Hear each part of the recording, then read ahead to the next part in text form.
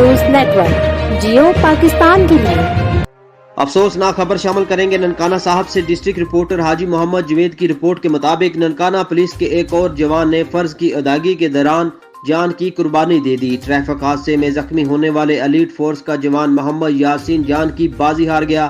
محمد یاسین میو hospital Lahore میں زیر علاج تھا۔ شہید کی نماز جنازہ ڈسٹرکٹ پولیس لائن ننکانہ میں ادا کر دی گئی۔ ڈی پی او ننکانہ اسماء رحمان کھاڑک، ضلعی پولیس کے افسران اور جوانوں اہل علاقہ نے شہید کی نماز جنازہ ادا کی۔ ضلعی پولیس کے چاقو چپن دستے نے شہید کو سلامی پیش کی۔ شہید ہونے والے کانسٹیبل ایلیٹ ٹیم شاہ کوٹ میں تعینات تھے۔ شہید کانسٹیبل دوران ڈیوٹی پنوا شاہ کوٹ فیصل آباد روڈ پر حادثے کا شکار ہوئے تھے۔